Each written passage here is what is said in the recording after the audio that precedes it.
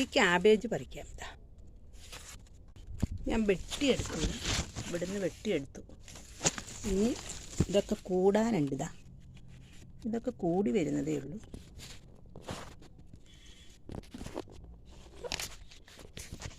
കൂടുന്നതേ ഉള്ളൂ ഇത്.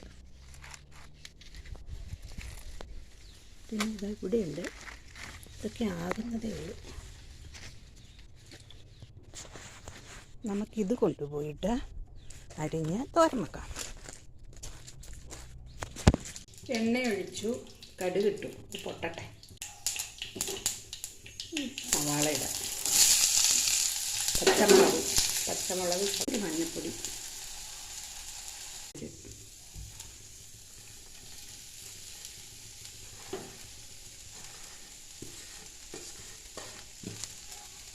ഉപ്പുമിട്ട് ഇളക്കി